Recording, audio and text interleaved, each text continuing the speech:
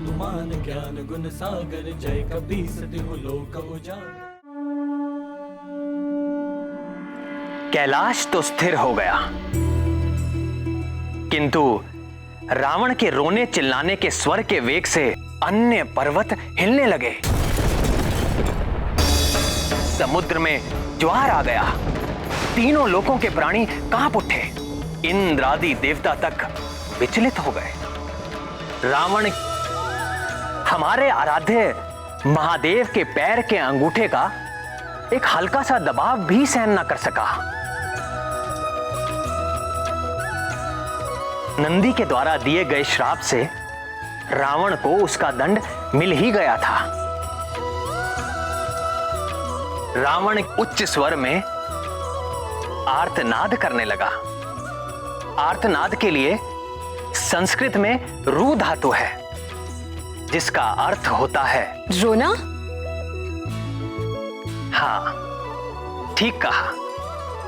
रोना, चीखना, चिल्लाना। बहुत समय तक रोते रहने के कारण दशानन का नाम रावण पड़ गया। रोया, किंतु अपने अपराध को स्वीकार नहीं किया। अपराध स्वीकार किया और उसका प्रायश्चित भी किया।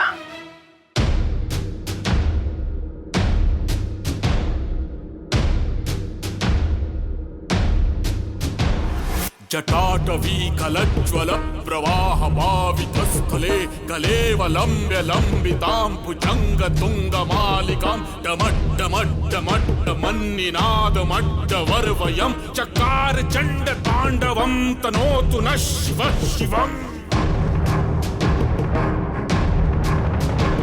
जटाकटाह संभ्रम भ्रमन्निलिम्प निर्झरी विलोल वीचिवल्लरी विराजमान मूर्धनि धगद् धगद् धगद् ज्वलल्ललाट पट्ट पावके किशोर चन्द्रशेखरे रतिः प्रतिक्षणं मम। धराधरेन्द्र नंदिनी विलास बंधु बंधुरः स्फुरद्दिगंत संतति प्रमोदमान मानसे कृपा कटाक्ष धोरणी निरुद्ध दुर्धरापदी क्वचित् दिगंबरे मनो विनोदमेतु वस्तु।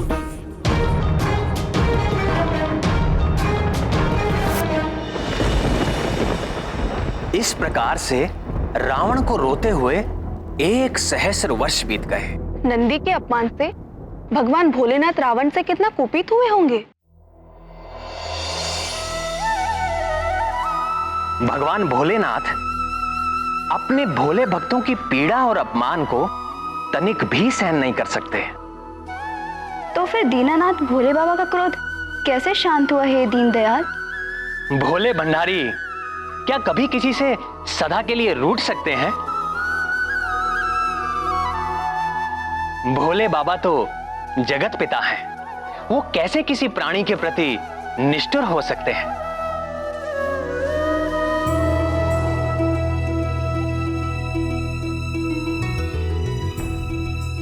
तो जब रावण ने भगवान शशि शेखर की सतत स्तुति की, तो भगवान महादेव के अंतर्मन की सहज करुणा प्रकट हो गई।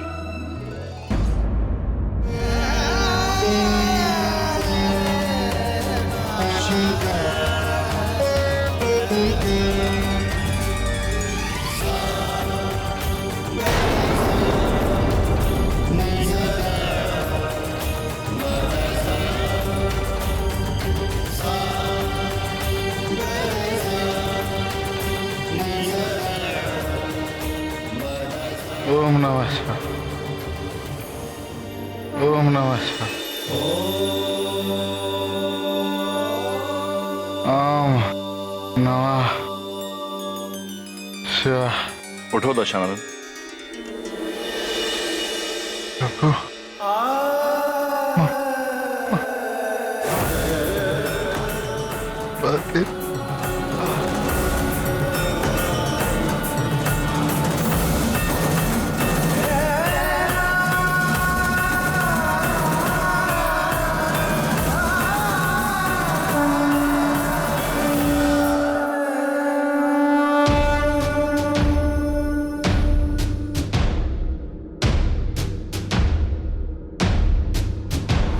जटाटवीकलज्ज्वल प्रवाह पावितस्थले कलेवलम्ब्य लम्बितां भुजङ्गतुङ्गमालिकां डमड्डमड्डमड्डमन्निनादमड्डवर्वयं चकार चण्डताण्डवं तनोतु नः शिवः शिवम्। जटाकटाह संभ्रम भ्रमन्निलिम्प निर्झरी विलोल वीचि वल्लरी विराजमान मूर्धनि धगद्धगद्धगज्ज्वलल्ललाट पट्ट पावके किशोर चन्द्रशेखरे रति प्रतिक्षणं मम।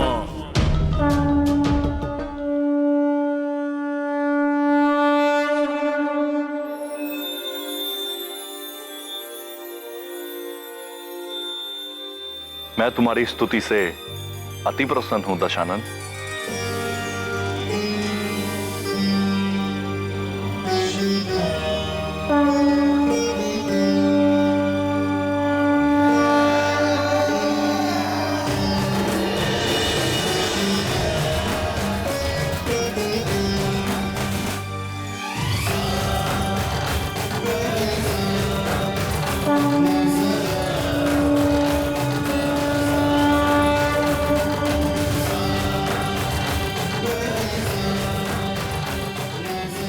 यह चंद्रहास खड़ग अजय है और यह तुम्हारे शत्रुओं पर साक्षात काल बनकर गिरेगी, किंतु तभी तक जब तक कि तुम धर्म के पक्ष में रहोगे, अन्यथा इसकी अपराजयता जाती रहेगी।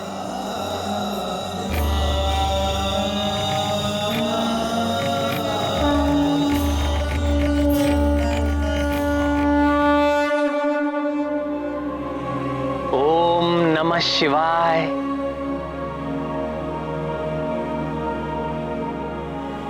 कितने भोले हैं भोलेनाथ।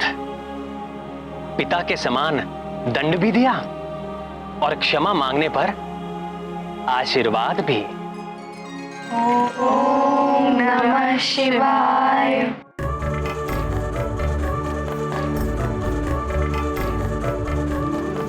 पर्वत संबंधित एक जगत प्रसिद्ध कथा हमारे संकट मोचन महाबली हनुमान की भी है, किंतु कितना अंतर है दोनों में।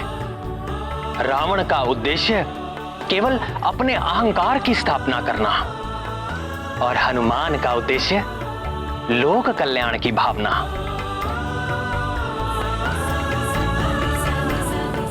मन में एक प्रश्न उठा है प्राणवल्लभ।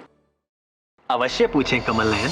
पुत्री यदि रावण के समान असभ्य हो तो उसे दंड से वश में किया जा सकता है, जैसे कि महादेव ने किया, किंतु पुत्री यदि हनुमान लला के समान अबोध और नटखट हो तो क्या करना चाहिए ना? हनुमान तो केवल राम नाम के वश में है और किसी उपाय से उन्हें वश में करना असंभव है। और बाल रूप का तो कहना ही क्या।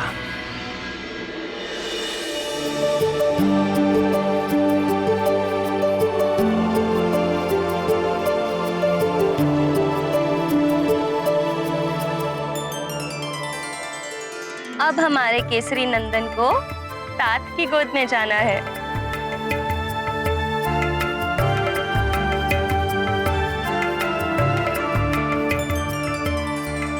मैं गोद में ले तो लूं, लेकिन ये मेरे पास टिकेगा? बहुत चंचल है हमारा केसरी नंदन। दीजिए, इसे मुझे दीजिए, मैं इसे अभी सुला देती हूँ।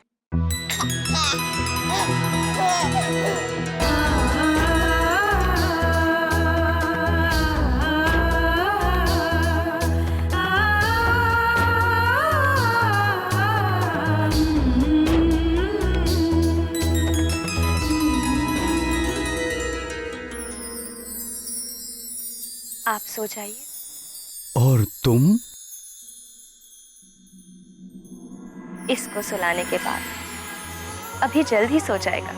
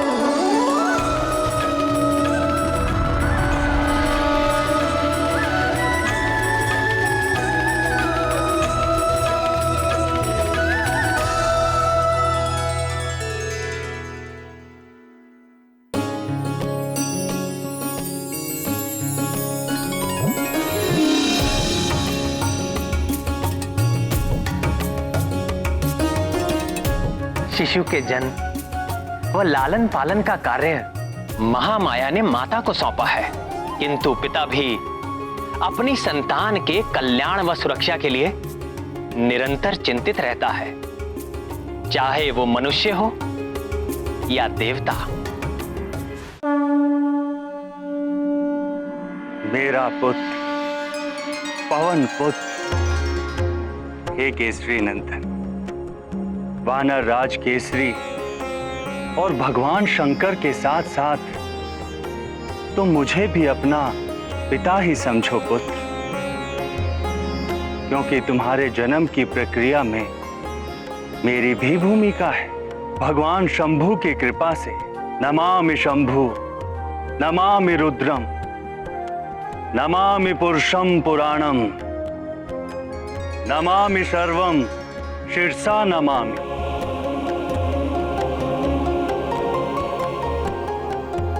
ये जो तुम्हारी चंचलता है ना पुत्र, ये भी मेरा ही गुण है।